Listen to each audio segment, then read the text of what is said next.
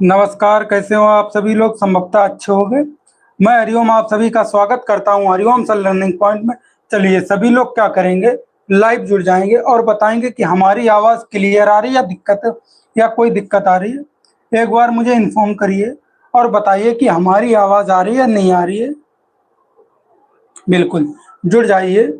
सभी लोग क्या करेंगे, क्लास से जुड़ जाएंगे और मुझे बताएंगे कि आवाज़ क्लियर है। उसके बाद हम क्लास को क्या करते हैं, कंटिन्यू करते हैं।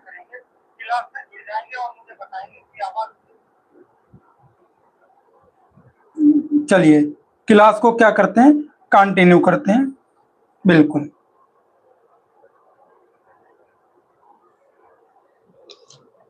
क्वेश्चन नंबर 1 पर हम लोग क्या करेंगे, बात करेंगे।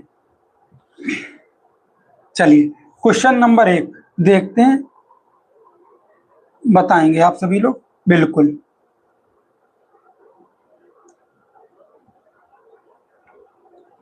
बताइए। क्वेश्चन नंबर 1, निम्नलिखित भारतीय राज्यों में से किस राज्य की कोई समुद्री सीमा नहीं है? बताएंगे। निम्नलिखित भारतीय राज्यों में से किस राज्य की कोई समुद्री सीमा नहीं है? क्वेश्चन नंबर 1 का आंसर देंगे आप लोग, गुजरात, गोवा, राजस्थान और महाराष्ट्र। अच्छा ये बताएंगे कितने राज्य ऐसे हैं जो भारत के कितने राज्य ऐसे हैं जो समुद्री सीमा लगाते हैं? तो आप एक बार देखेंगे, भारत के 9 राज्य हैं। भारत के कितने राज्य हैं? भारत के 9 राज्य हैं जो समुद्र के साथ क्या लगाते हैं, सीमा लगाते हैं। चलिए अच्छा, चलिए पश्चिमी घाट पर देख लेते हैं, पश्चिमी तट पर देख लेते हैं। सबसे ऊपर क्या लगाता है? गुजरात। गुजरात। उसके बाद क्या लगाता है? महाराष्ट्र। और महाराष्ट्र के जैसे ही नीचे पर आएंगे आपको यहाँ पर एक छोटा सा द्वीप दिखेगा। क्या दिखेगा? गोवा। क्या दिखेगा? गोवा। और गोवा के जस्ट नीचे आएंगे तो यहाँ पर क्या दिखेगा? कर्नाटक। और एक पतली सी रेखा में यहाँ पर क्या दिखेगा? केरल। केरल। अब चलते हैं पूर्वी घाट की तरफ। अब किधर चलते हैं? पूर्वी घाट की तरफ। पूर्वी घाट की तरफ देखेंगे यहाँ पर क्या है? तमिलनाडु। और तमिलनाडु के थोड़े आप ऊपर बढ़ेंगे तो क्या लगेगा? आंध्र प्रदेश क्या लगाता है? सीमा लगाता है। और उसके बाद आंध्र प्रदेश के बाद उड़ीसा, और उड़ीसा के बाद पश्चिम बंगाल, ऊपर तक सिक्किम तक टच करता है। ऊपर आपने देखा होगा चाइना के बॉर्डर के बीच में सिक्किम, और सिक्किम के नीचे जस्ट पश्चिम बंगाल, और उसके नीचे पूरी ये समुद्री सीमा लगाते हुए आते हैं। तो कितने राज्य हैं? 9 राज्य हैं। 9 राज्य हैं। अब 9 राज्य हैं। इधर पश्चिमी तट की तरफ से कितने राज्य हैं? 5। और पूर्वी तट की तरफ से कितने राज्य हैं? 4 राज्य हैं। बिल्कुल हाँ, इसका जो आंसर होगा वो ए आंसर नहीं, सी आंसर होगा। राजस्थान होगा। नहीं पूछा गया कौन सा सीमा नहीं लगाता है, तो राजस्थान सीमा नहीं लगाता है। बिल्कुल सही जवाब, ए आंसर बिल्कुल सही। हाँ, आते ही गलत मारा ए। इसका जो आंसर होगा वो सी आंसर होगा। ए आंसर कैसा होगा? गलत होगा। चलिए क्वेश्चन नंबर 2 देखेंगे। क्वेश्चन नंबर 2, अच्छा कितने राज्य सीमा लगाते हैं? हमने कितने राज्य बताए थे? 9 राज्य क्या लगाते हैं? सीमा लगाते हैं। और 4 यूटी यानी कि यूनियन टेरिटरी। बिल्कुल। चलिए क्वेश्चन नंबर 2 देखेंगे, बताएंगे। क्वेश्चन नंबर 2 बताएंगे, किसी नदी के प्रदूषण स्तर की माप की जाती है। बताएंगे। किसी नदी के प्रदूषण की स्तर की माप की जाती है। क्वेश्चन नंबर 2 बताएंगे आप लोग। एटीपी, एसटीपी या बीओडी या डब्ल्यूपीएल। बिल्कुल, बीओडी क्या होता है? Biological oxygen demand. Biological oxygen demand. और यही ऑप्शन क्या होगा? सही होगा, बीओडी, यानी कि जैव रासायनिक ऑक्सीजन मांग। जैव रासायनिक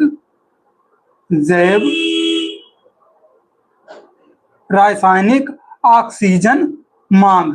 बिल्कुल, इसका जो आंसर होगा वो सी आंसर कैसा होगा? राइट होगा। राइट होगा। अच्छा एसटीपी क्या होता है? एसटीपी क्या होता है? प्रदूषण, यानी कि प्रदूषण साफ करने की एक मतलब एक तरीके से सफाई तकनीक होती है। क्या होती है? सफाई तकनीक। बिल्कुल, दूसरे का जो सी आंसर होगा वो कैसा होगा? राइट होगा। चलिए क्वेश्चन नंबर 3 देखेंगे। क्वेश्चन नंबर 3 पर बात करेंगे। बताएंगे वायरस संक्रमण, वायरस संक्रमण से होने वाला रोग है। बताएंगे क्वेश्चन नंबर 3, वायरस संक्रमण से होने वाला रोग है टाइफाइड, कॉलेरा, जुकाम या मलेरिया। बताएंगे क्वेश्चन नंबर 3 का आंसर सी। क्वेश्चन नंबर 3 का आंसर सी, एकदम सही, एकदम सही, जुकाम। अच्छा, इसे याद कैसे रखेंगे? वायरस को याद रखने की जो ट्रिक है, वायरस को याद रखने की जो ट्रिक है क्या है? जुकाम, खांसी, नाक अक्सर वायरस। जुकाम, खांसी, नाक मतलब ऊपरी सतह पर हो। जुकाम, खांसी, नाक जैसी जो बीमारियां होती हैं वो किसके अंतर्गत आती है? वायरस के अंतर्गत आती हैं। और जो पेट संबंधी रोग होते हैं, जो पेट संबंधी रोग होते हैं वो किसके अंतर्गत आते हैं? जीवाणु के अंतर्गत आते हैं। बिल्कुल, हाँ, वो जीवाणु के अंतर्गत आते हैं, बैक्टीरिया के अंतर्गत आते हैं जो पेट संबंधी रोग होते हैं। इसलिए इसका जो आंसर होगा वो सी आंसर कैसा होगा? राइट होगा। चलिए क्वेश्चन नंबर 4 देखेंगे। क्वेश्चन नंबर 4,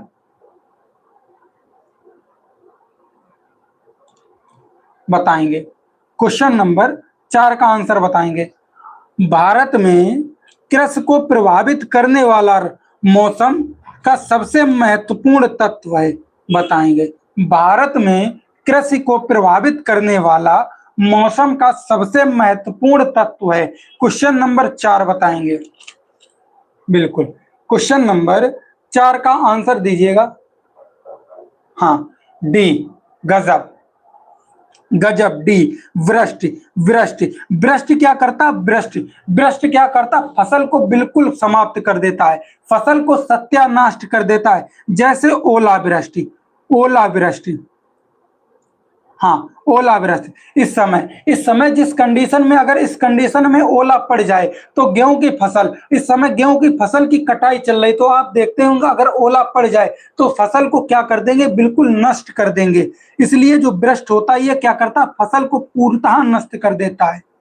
हाँ, क्वेश्चन नंबर 4 का डी ऑप्शन कैसा होगा? राइट होगा। क्वेश्चन नंबर 5 देखेंगे इसके बाद क्वेश्चन नंबर 5 देखेंगे।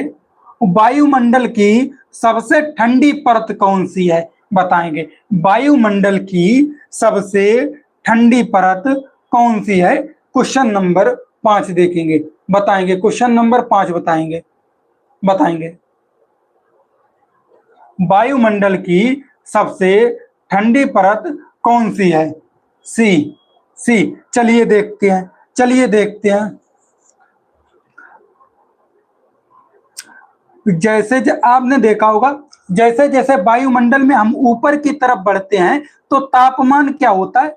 घटता चला जाता है, लेकिन एक समय और एक स्थिति पर ही जाकर घटता है। उसके बाद क्या होता है? टेम्परेचर बढ़ने लगता है। तो जैसे जैसे ऊपर बढ़ते हैं वो क्या होता है? घटता चला जाता है। और इसका जो आंसर होगा वो बी आंसर सही होगा, मध्यमंडल। हाँ, इसका जो आंसर होगा वो बी आंसर राइट होगा। क्षोभ मंडल नहीं। क्षोभ मंडल में क्या होता है? एक सेकंड। हाँ, क्षोभ मंडल में क्या होता है? जितनी भी मौसमी घटनाएं होती हैं वो किसके अंतर्गत आती है? वो क्षोभ मंडल के अंतर्गत आती है। जैसे बारिश, आंधी, तूफान, ये सभी जो आना होता है वो किसके अंतर्गत आता है? क्षोभ मंडल के अंतर्गत आता है। हाँ, और तापमंडल क्या होता है? तापमंडल, चलिए, तापमंडल में क्या होता है? यहाँ जो टेम्परेचर होता है वो सबसे उच्च मात्रा में होता है, सबसे उच्च मात्रा में टेम्परेचर तापमंडल में होता है। बिल्कुल, और इसी के अंतर्गत क्या आता है? आयन मंडल आता है। चलिए क्वेश्चन नंबर 6 देखेंगे। हाँ, 5 का जो आंसर होगा वो बी आंसर होगा, सी नहीं होगा। क्वेश्चन नंबर 6 देखेंगे। निम्नलिखित में से कौन सी एक ग्रीन हाउस गैस है? बताएंगे निम्नलिखित में से कौन सी एक ग्रीन हाउस गैस है? क्वेश्चन नंबर 6, भाई सभी लोग आंसर दीजिए। क्वेश्चन नंबर 6 बताएंगे सल्फर डाइऑक्साइड, ऑक्सीजन, आर्गन और मेथेन। इसका जो आंसर होगा वो मेथेन आंसर राइट होगा। CH4 अच्छा, ग्रीन हाउस गैसें क्या होती हैं? ग्रीन हाउस गैसें क्या होती हैं? वे गैसें जो वायुमंडल की गर्मी को क्या कर लेती हैं? सोख लेती हैं। वायुमंडल की गर्मी को जो सोख लेती हैं वो क्या कहलाती हैं? ग्रीन हाउस गैसें कहलाती हैं। जैसे मेथेन, जैसे मेथेन, हाँ, जैसे मेथेन, जैसे CO2, कार्बन डाइऑक्साइड, कामा, नाइट्रोजन ऑक्साइड, बिल्कुल, नाइट्रिक ऑक्साइड। चलिए आगे देखेंगे। क्वेश्चन नंबर 7 बताएंगे। भारत में प्रोजेक्ट टाइगर शुरुआत हुई थी, बताएंगे। भारत में प्रोजेक्ट टाइगर की शुरुआत हुई थी। क्वेश्चन नंबर 7 बताएंगे। हाँ, अच्छा, प्रोजेक्ट टाइगर शुरू क्यों किया गया था? प्रोजेक्ट टाइगर जो शुरू किया गया था वो बाघों के संरक्षण के लिए किया गया था। बाघों के संरक्षण के लिए। कब किया गया था? 1 अप्रैल 1973। 1 अप्रैल 1973। और इसका जो आंसर होगा वो ए आंसर कैसा होगा? राइट होगा। अच्छा, कहां पर किया गया था? उत्तराखंड में। उत्तराखंड में, उत्तराखंड के जिम कॉर्बेट नेशनल पार्क में। किस जगह पर? जिम कॉर्बेट नेशनल पार्क में। चलिए क्वेश्चन नंबर 8 देखेंगे। क्वेश्चन नंबर 8 बताइए। पृथ्वी तल से 180 डिग्री सेल्सियस मेरिडियन या उत्तर रेखा तय करती है, बताएंगे। मेरिडियन या उत्तर रेखा तय करती है। Question number 8। और ये किसकी बात कर रहा है? ये किसकी बात कर रहा है? अंतरराष्ट्रीय तिथि रेखा की। अंतरराष्ट्रीय तिथि रेखा की। और इसका जो ऑप्शन होगा वो ए ऑप्शन राइट होगा। बिल्कुल, क्वेश्चन नंबर 8। क्वेश्चन नंबर 8 का जो आंसर होगा वो ये आंसर बिल्कुल राइट होगा। बिल्कुल ये चार, हाँ, पूजा, ये चार एक बिल्कुल सही। 8 का ये आंसर राइट होगा। चलिए क्वेश्चन नंबर 9 देखेंगे। क्वेश्चन नंबर 9, निम्नलिखित में से किस राज्य में गल्फ ऑफ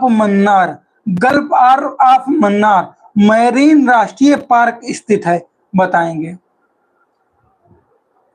निम्नलिखित में से किस राज्य में गल्फ ऑफ मन्नार मैरीन राष्ट्रीय पार्क स्थित है? क्वेश्चन नंबर 9 बताएंगे।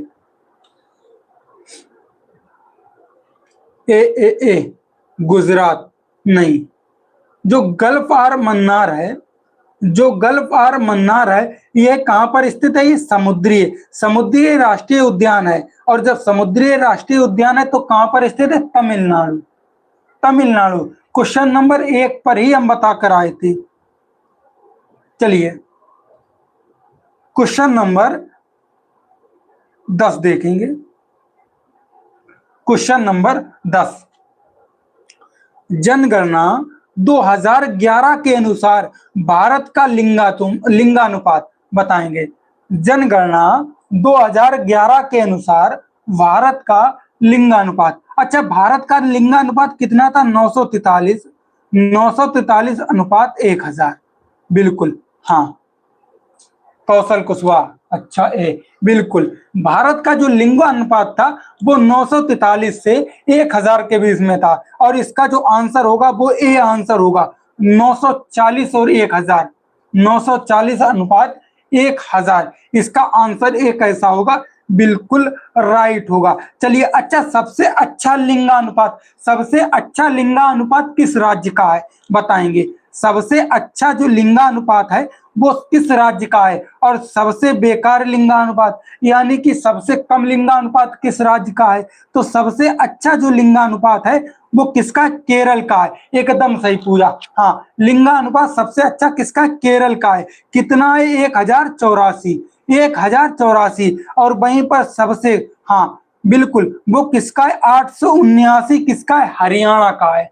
चलिए, हाँ, क्वेश्चन नंबर 11 देखेंगे। क्वेश्चन नंबर 11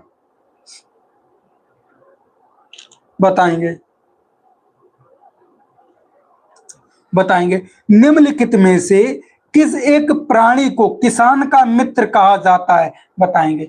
किसान का मित्र कहा जाता है। Question number 11 B. बी भाई सभी लोग बताइए। क्वेश्चन नंबर 11 बिल्कुल सही। 11 का जो आंसर होगा वो बी आंसर कैसा होगा? राइट होगा। केंचुआ। केंचुआ। केंचुआ को किसान का क्या कहते हैं? मित्र कहते हैं। चलिए क्वेश्चन नंबर 12 देखेंगे। क्वेश्चन नंबर 12, चिपको आंदोलन की शुरुआत किस राज्य से हुई थी? बताएंगे। चिपको आंदोलन की शुरुआत किस राज्य से हुई थी? क्वेश्चन नंबर 12 बताएंगे। सी। सी भाई सभी लोग बताइए। क्वेश्चन नंबर 12 बिल्कुल सही। बिल्कुल सही। क्वेश्चन नंबर 12 का जो आंसर होगा वो सी आंसर कैसा होगा? राइट होगा। पूजा सी एकदम सही। एकदम सही। कहां पर होगा? उत्तराखंड। उत्तराखंड से।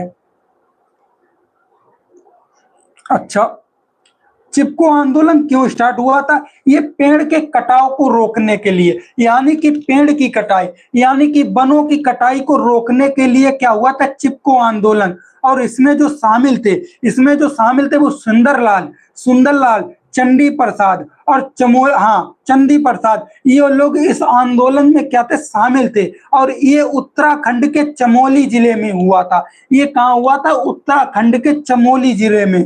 एकदम सही। इसका जो आंसर होगा वो सी आंसर राइट होगा। क्वेश्चन नंबर 13 देखेंगे इसके बाद। चलिए क्वेश्चन नंबर 13 बताएंगे। जीवों के व्यवहार को, जीवों के व्यवहार का अध्ययन किया जाता है। बताएंगे। जीवों के व्यवहार का अध्ययन किया जाता है। Question number 13।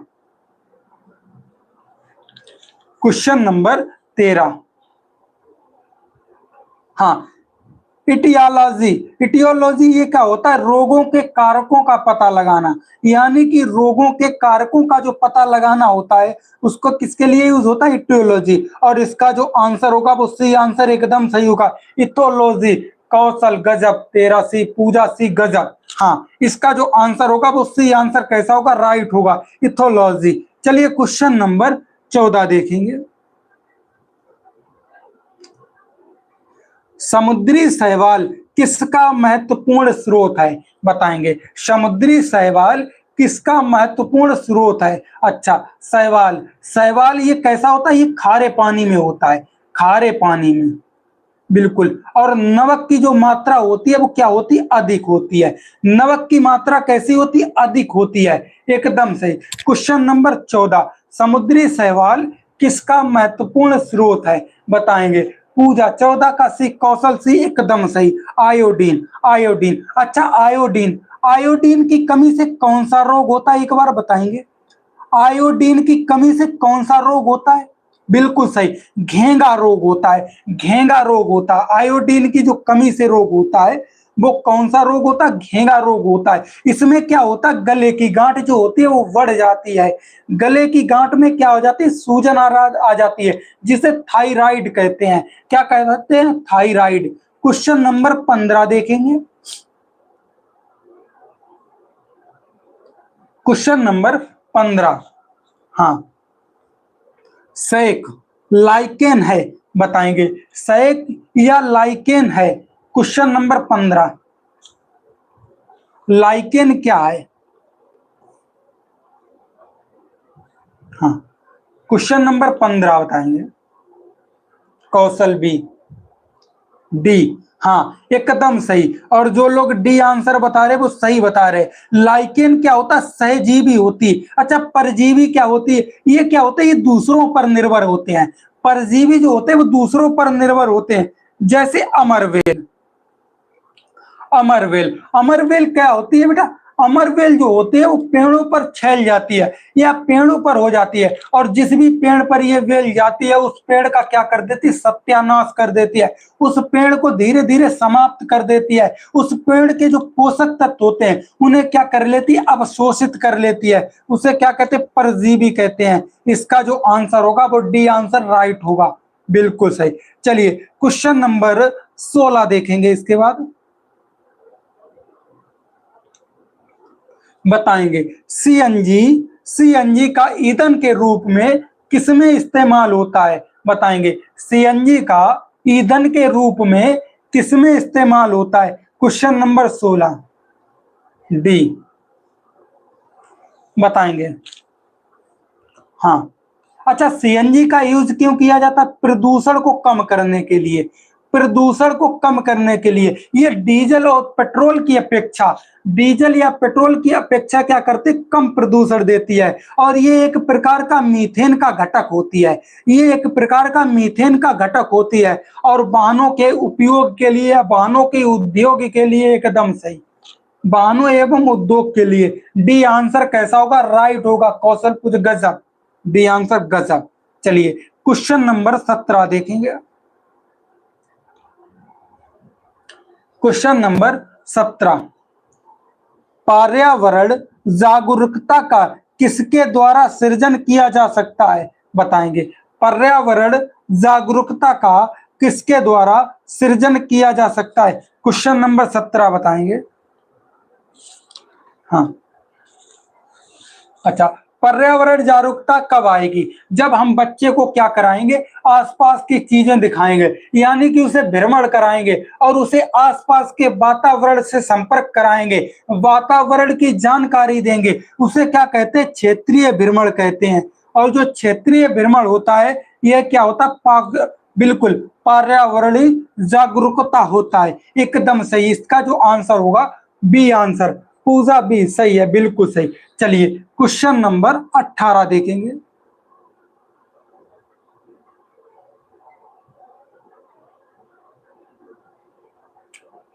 एलपीजी किसका संक्षिप्त रूप है? बताएंगे।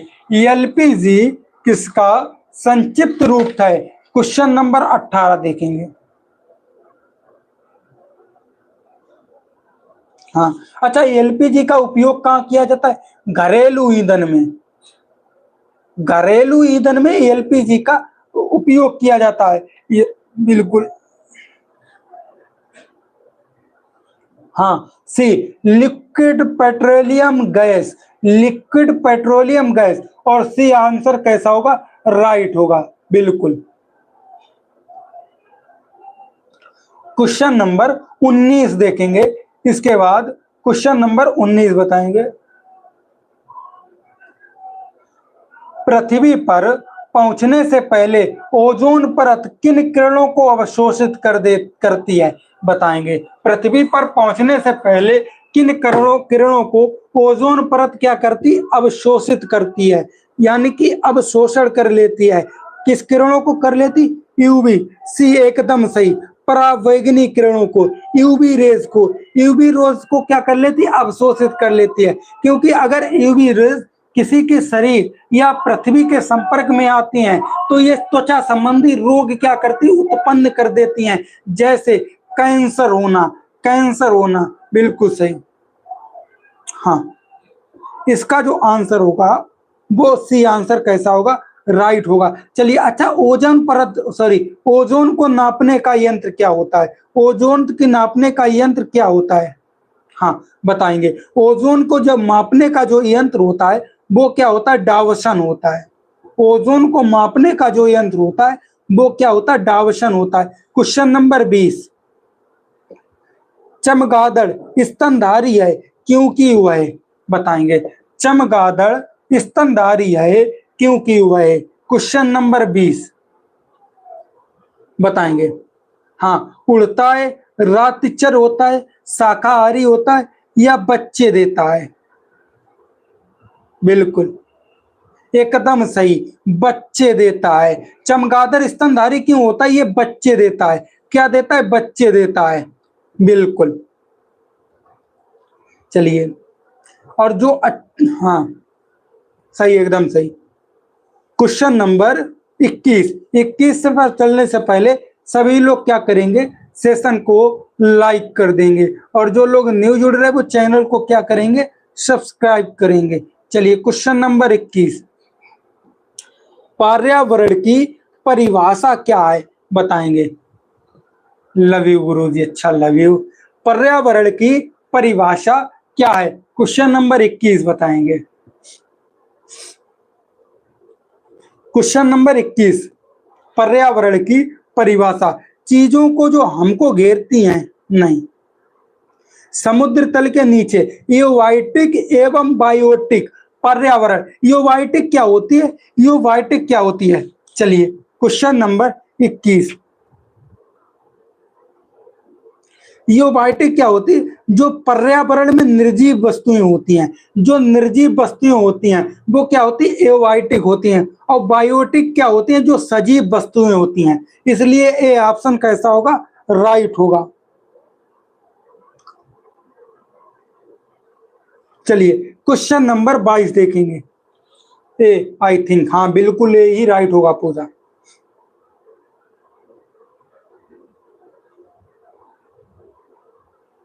निम्नलिखित में से निम्नलिखित अंतरराष्ट्रीय संस्थाओं में कौन सी संस्था वन्य जीव संरक्षण का समर्पित है? बताएंगे। वन्य जीव संरक्षण में समर्पित है। क्वेश्चन नंबर 22 बताएंगे। इसमें कौन सी होगी? IUCN, बिल्कुल IUCN।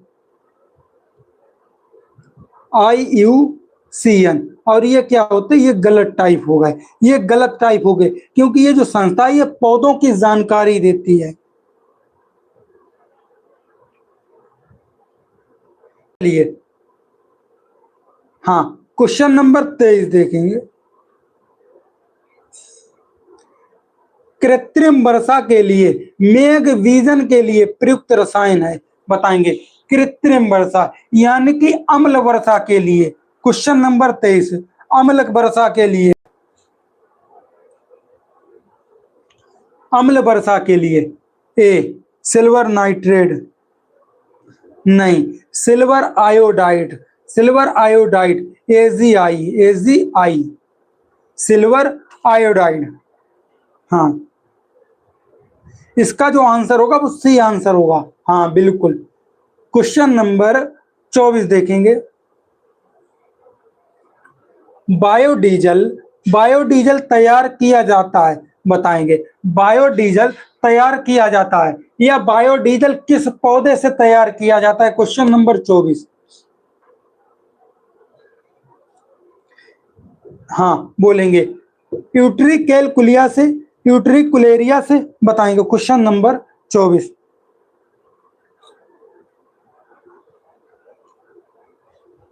हाँ, जो यूट्रिकुलेरिया होता है ये कैसा होता है? कीट बच्ची पौधा होता है। कीट बच्ची जो पौधा होता है जेट्रोफा से, जेट्रोफा से, एकदम सही, बिल्कुल बी आंसर राइट होगा। देवदार ये पहाड़ों में पाया जाता पौधा, ये पौधा पहाड़ों में पाया जाता है, बिल्कुल देवदार। हाँ, और इमारती लकड़ी के लिए इसका प्रयोग किया जाता है यूकेलिप्टस, यूकेलिप्टस। ये पर्यावरणीय आतंकवादी पौधा है, पर्यावरणीय आतंकवादी पौधा है, क्योंकि जल बहुत ज्यादा ग्रहण करता है, जल को क्या करता है? बहुत ज्यादा अवशोषित करता है। एकदम सही, इसका जो आंसर होगा वो बी आंसर होगा, जेट्रोफा। चलिए क्वेश्चन नंबर 25 देखेंगे। विश्व ओजोन दिवस मनाया जाता है। बताएंगे। विश्व ओजोन दिवस कब मनाया जाता है? बिल्कुल, कब से मनाया जाता है? 1957 से, 1957, सॉरी 1987 से। हाँ बी एकदम सही, 16 सितंबर ओजोन दिवस, 16 सितंबर। क्वेश्चन नंबर 26 देखेंगे। सिल्वीकल्चर संबंधित है। बताएंगे। सिल्वीकल्चर संबंधित है। Question number 26।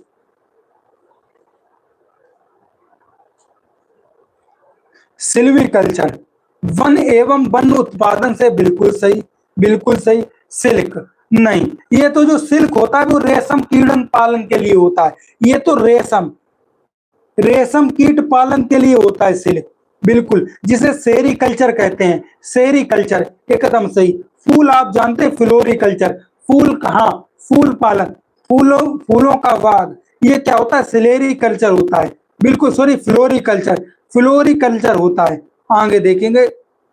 बिल्कुल सही, बफरिंग, नहीं तो बफरिंग नहीं हो रही होगी, हो रही? अच्छा, हो सकता है नेटवर्क प्रॉब्लम हो। क्वेश्चन नंबर 27 देखेंगे। निम्नलिखित में से किस जनपद में चंद्रप्रभा वन्यजीव अभयारण्य स्थित है? बताएंगे। निम्नलिखित में से किस जनपद में चंद्रप्रभा वन्यजीव अभयारण्य स्थित है? ए लखीमपुर, नहीं। कहां पर स्थित है? यूपी के चंदौली में। यूपी के चंदौली में चंद्रप्रभा यूपी के चंदौली में। और कब इसकी स्थापना हुई थी? 1957 में। 1957 में स्थित। लखीमपुर में तो दुधवा राष्ट्रीय उद्यान है। लखीमपुर में जो है वो दुधवा राष्ट्रीय उद्यान है। और लखनऊ में जो है बिल्कुल नवाबगंज पक्षी विहार। नवाबगंज पक्षी विहार ये कहां पर है? लखनऊ में है। चलिए क्वेश्चन नंबर 28 देखेंगे। निम्नलिखित में से कौन द्वितीय श्रेणी के अंतर्गत आता है? बताएंगे। निम्नलिखित में से कौन द्वितीय श्रेणी के अंतर्गत आता है? अच्छा, प्रथम के अंतर्गत आता है। कौन आता है प्रथम श्रेणी के अंतर्गत? जो शाकाहारी होते हैं। हाँ, जो शाकाहारी होते हैं वो प्रथम के अंतर्गत आते हैं। द्वितीय के अंतर्गत क्या आता है? जो शाकाहारी को खाते हैं। जो शाकाहारी को खाते वो किसके अंतर्गत आते हैं? द्वितीय। और तृतीय अंतर्गत क्या आते हैं? जो शाकाहारी जानवरों को खाते हैं, बिल्कुल ये तृतीय के अंतर्गत आते हैं। एकदम सही। बी आंसर कैसा होगा? राइट होगा। हाँ, ए नहीं होगा। इसमें क्या पूछा गया? द्वितीय पूछा गया। हाथी तो ए में आएगा और जो शेर आएगा वो तृतीय में आएगा। हाथी और बकरी ये किस में आएगी? प्राथमिक में आएंगे। क्वेश्चन नंबर 29, झूम खेती होती है। बताएंगे। झूम खेती किस राज्य में होती है? केरल, बिहार, मेघालय, तमिलनाडु। झूम खेती, और एकदम सही, मेघालय में होती है। झूम खेती किस राज्य में होती है? मेघालय। सी ऑप्शन होगा। क्वेश्चन नंबर 30 और क्वेश्चन नंबर लास्ट, शुष्क बर्फ किसका कठोर रूप है? बताएंगे। शुष्क बर्फ किसका कठोर रूप है? बताएंगे। बी बी बी बी एकदम सही, कार्बन डाइऑक्साइड। Carbon dioxide. चलिए यहीं पर क्या होता है? सेशन क्या होता है? समाप्त होता है। बिल्कुल। चलिए सभी लोग क्या करेंगे? सेशन को लाइक कर देंगे और बताएंगे मुझे कि आपको क्लास कैसी लगी, कैसी नहीं लगी। और जो लोग न्यू जुड़ रहे हैं वो सभी लोग क्या करेंगे? चैनल को सब्सक्राइब करेंगे। बिल्कुल। चलिए फिर हम क्लास